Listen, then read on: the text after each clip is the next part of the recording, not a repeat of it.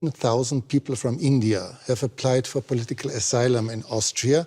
For several months, there was no other country with more asylum seekers here. How would you explain that? Well, I mean, I don't know the numbers. If you say so, I have to take you at your word. But my sense is that when it comes to irregular migration, sometimes, you know, because these are done by syndicates and gangs, you never know where they end up with. I think what's important is not what happened in the past. It is that we have a commitment to ensure that movement and mobility is legal. We would like a regime, an agreed regime for that. It's good for the global workplace. It's good for the Austrian economy. And we have, that's one of the outcomes of my visit to Vienna. Another outcome is that you have assured Austria's foreign minister that India will take back all of its citizens who will not get asylum in Austria, which will probably be almost 100%. How fast will this happen? You know, look, in terms of our citizens, if they're proven to be our citizens, we obviously have an obligation in that regard. But what is important for us is to validate the fact that if there's somebody who's staying illegally, that they are our citizens. And if there are citizens, usually we work it out between the governments concerned. I can't give you a time frame on it because it depends on what is the level of proof that is provided for us and what are the preparations on the Austrian side. So you did not agree on a time frame today? No, we didn't. Frankly, we didn't get into that kind of discussion. That is for the immigration people to decide. As foreign ministers, what we did was to work out an agreed mobility and movement regime. So we were looking for solutions. We weren't into the details of returnees' problem. That there are other people whose jobs it is to do that. Let's talk about the war in Ukraine. As you are well aware, the whole world noticed that India, as a very influential country, has never publicly condemned Russia's assault and invasion into a neighboring country. Why is that so? Can you really be neutral in a war for which obviously one side bears all responsibility? Well, look, I think in international relations, you have sometimes very complicated situations. And where we are concerned, we have always taken the position that the way out is for the countries concerned to get back to dialogue and to diplomacy. I'll come to that soon, but is this a complicated situation? Is this really complicated? There's just one big country invading its neighbor. No, look, I can give you many instances of countries who have violated the sovereignty of another country. You know, if I were to ask where Europe stood on a lot of those, I'm afraid I'll get a long silence. So do understand one thing. At the end of the day, we make judgments in foreign policy based on what we think are our long-term interests and what is good for the world. But you and Prime Minister Modi have already said that regularly call on both sides to stop the war and to negotiate. However, can one really urge Ukraine to stop defending itself? After all, there are no Ukrainian tanks in Russia. There are Russian tanks and planes and missiles destroying Ukraine. I think that's a bit of a misrepresentation. I think what we do is to say, get back to dialogue and diplomacy. There was dialogue and diplomacy in the early days of the conflict. So it's not that it didn't happen. So it's not for us to put conditions and to say this country is equal to that country. That's your judgment. But should you urge Russia to stop the war? I think we have been very clear that this conflict is not in anybody's interest, including theirs. But you wouldn't say it more explicitly? I'm a diplomat. It is my job to conduct foreign policy which serves my national interests and which serves what I believe is a long-term pathway towards peace and dialogue. Let's talk about India's interests. India does not take part in Western sanctions against Russia, but has increased its imports from Russia 5 times since the war began. By this, are you not helping Moscow? Are you not financing Russia's war? You know, Europe imported in the same period 6 times the energy which India did.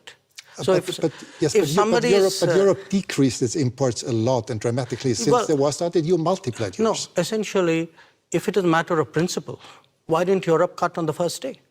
Why didn't we see on 25th of February a complete cutoff of energy imports from Russia?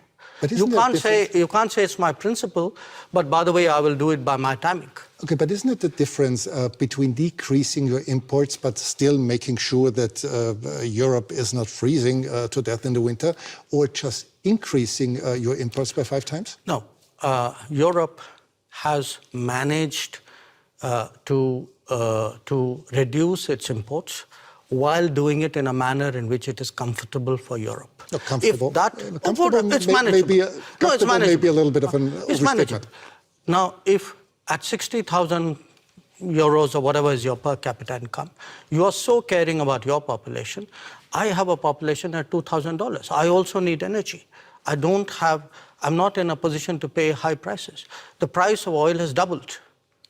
So, and what Europe is doing is also moving into the Middle East and diverting production out of the Middle East into Europe and raising prices. So European actions actually are putting pressure on the global oil markets and on my imports as well. So I think it's something which, if European political leadership understandably would like to soften the impact on their population, I think it's a privilege they should extend to other political leaderships as well. Are you reluctant toward Moscow as well, because Russia is India's most important supplier of weapons and military equipment? And therefore? Are you reluctant to criticize Moscow? No, I think, look, we have a relationship with Moscow. We've had a long-term relationship with Moscow. I think it's important to look at that history of the relationship. It was a relationship built in a period when Western democracies used to arm a military dictatorship called Pakistan and deny India defensive weapons. So if we are talking about principles, let's talk a little bit of history out here. So how did the Indian exposure to Russia and previously to Soviet Union get built up? Because the Western democracies, for whatever reason, decided that their natural partner in our part of the world was a military dictatorship. Would you consider India an ally of Russia? No, I think India doesn't. We are an independent country. We do not define ourselves or perceive ourselves in alliance terms. That's very much a Western terminology. It's not a term that we use. Before you said you're a diplomat, but several weeks ago you called Pakistan, your neighbor, the epicenter of terrorism. Well, I did it again today without using the word Pakistan. Yes, and this doesn't sound very diplomatic, does it? No, because you are a diplomat doesn't mean you're untruthful. I could use much harsher words than epicenter. So believe me, considering what has been happening to us, I think epicenter is a very diplomatic word, because this is a country which has attacked the Parliament of India some years ago, which attacked the city of Mumbai, which went after hotels and foreign tourists, which every day sends terrorists across the border. But of course not as a country. Well, if you control your sovereign space, which I believe they do, if the terrorist camps operate in broad daylight in cities with recruitment and financing, can you really tell me that the Pakistani state doesn't know what's going on? Especially if they're being trained in military-level combat tactics. So, when we speak about judgments and principles, why don't I hear sharp European condemnation of these practices which have been going on for multiple decades? Does the world have to be concerned that there someday will be a war between India and Pakistan? I think the world has to be concerned that there is terrorism going on, and the world often looks away. The world often feels it's not my problem because it's happening to some other country. I think the world needs to be concerned about how sincerely and strongly it takes up the challenge of terrorism. But has the world to be concerned about the future war between India and Pakistan? I think the world needs to be concerned about terrorism. That's what you said. Yeah, sure. Because look, if you pose it the way you do,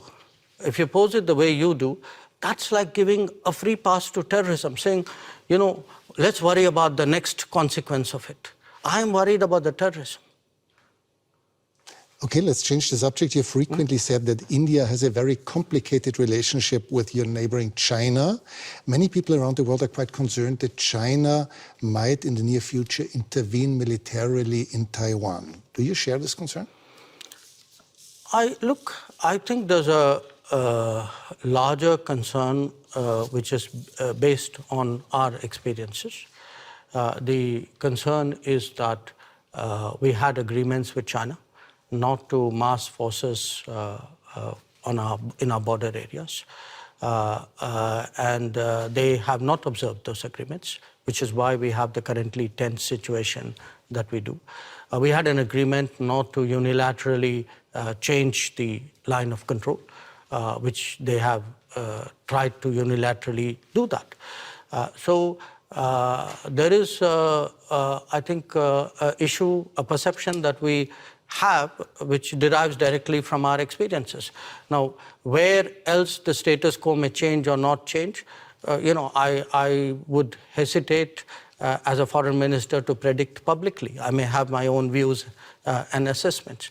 But I certainly can share my experience, and my experience is that written agreements were not observed, that we have seen levels of military pressure which in our view has no justification. China would say the opposite. They would say that India had not obeyed different agreements. But obviously, you see it No, I otherwise. think it's difficult for China to say that for this reason.